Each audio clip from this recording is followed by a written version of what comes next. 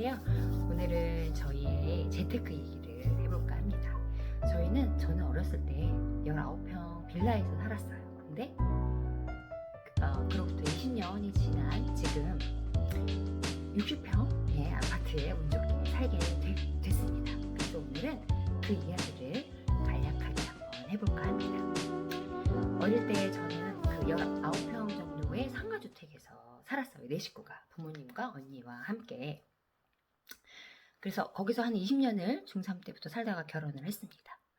근데 그때 생각하면 참 힘들고 누구한테 어디 산다고 제가 어디 산다고 자신 있게 한 번도 말을 못했던 것 같아요. 어린 마음에 창피한 마음이 들었겠죠.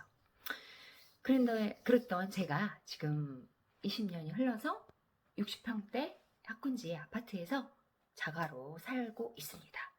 어떻게 그게 가능하게 된 건지 그거에 대해서 얘기를 할 거예요. 먼저 20대 때 저는 4, 5년은 항상 수험생이었어요.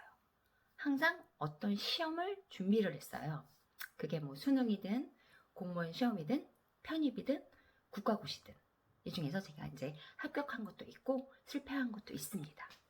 그러니까 이렇게 저는 20대 때 항상 무언가를 도전을 하고 있었어요. 항상 이제 제 성향이 좀 미래에 대한 고민과 걱정을 좀 많이 하는 스타일이었어요. 그래서 한 걸음 한 걸음 20대 때는 나아가고자 했었던 것 같아요. 그래서 20대 그 여러분들이 지금 보시는 분들이 계시다면 20대 젊은 시기에는 어떤 것이든 푹 빠져서 정말 열심히 공부하시라고 말씀드리고 싶어요. 그러니까 그게 실패하든 성공하든, 그러니까 그게 영어든 자격증이든 국가고시든 실패, 성공 여부와 상관없이 그 내공이 그 안에서 쌓여서 여러분들의 충분한 아주 훌륭한 자양분이 될 수 있습니다. 그건 제가 확실히 말씀드릴 수 있어요. 그래서 20대 젊은 시기에는 뭔가 목표를 정해서 그걸 위해서 열심히 공부하시라고 말씀드리고 싶습니다. 그렇게 해서 이제 결혼을 했습니다. 근데 저희 부부는 둘 다 막 그렇게 가정에 다 부모님에게 돈을 막 지원을 받을 수 있는 상황은 안 됐었어요. 그래서 이제 저희 두 부부가 둘이 작은 전셋집에서 시작을 했어요. 그렇게 해서 지내오고 있는데 주위에서 심심치 않게 그 부동산으로 그 자산을 많이 늘렸다는 이야기를 많이 듣기 시작을 했어요. 그래서 우리도 그 얘기를 듣고 그럼 우리도 해야 되겠다. 한번 해보자. 이런 생각을 해서 처음에 제일 먼저 시작한 게 뭘까요? 바로 독서예요. 맞습니다. 독서. 모든 시작과 끝에는 항상 책이 있습니다. 저희도 부동산 관련 그 당시 부동산 관련 베스트셀러는 다 읽었어요. 다 읽었던 것 같아요. 그래서 그렇게 책을 읽고 내공을 쌓으면서 이제 인장을 다녔어요. 인장. 이제 집을 보러 다니는 거죠. 그 당시에 저희 애들이 뭐 4살, 2살 이 정도 됐었어요. 그래서 저희는 항상 유모차 2개를 끌고 다니면서 비가 오나 눈이 오나 주말마다 집을 보러 다녔던 것 같아요. 그렇게 해서 저희는 동탄, 그 다음에 안양, 분당 등을 거치면서 분양권과 아파트를 매수하면서 몇 번을 갈아탄 후에 지금의 집에 정착을 하게 됐습니다. 이렇게 이제 간단하게 얘기하니까 쉬워 보이는데 이렇게 이런 과정 속에서 가장 중요했던 부분들이 있어요. 제가 생각을 되짚어 보니까 그 5가지를 제가 이제 말씀을 드릴 거예요. 첫 번째, 방금 말씀드렸다시피 독서입니다. 독서. 무엇을 이제 생각하는 것, 그리고 실행하는 것, 그걸 결정하는 모든 기준에는 독서가 그 중심에 있어요.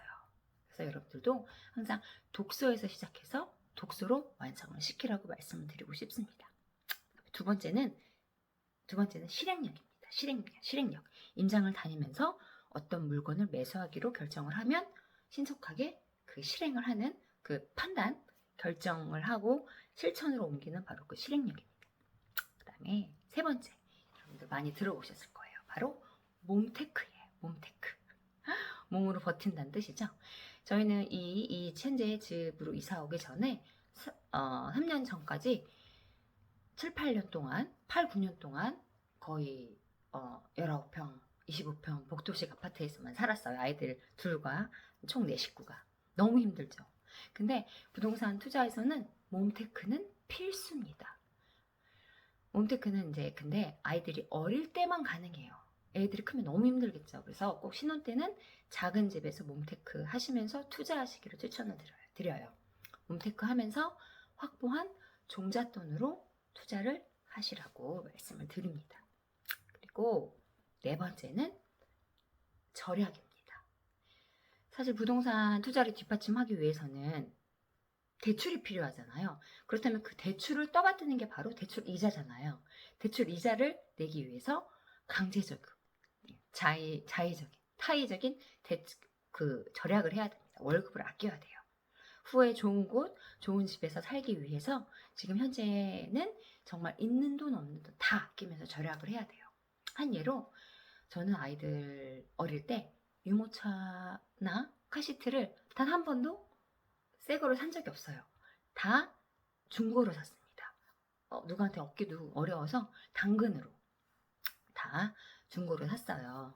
아주 더러운 걸 얻어서 막 빨아서 쓰기도 했는데 제 절약 이야기는 다음번에 더 이야기를 드릴 거예요.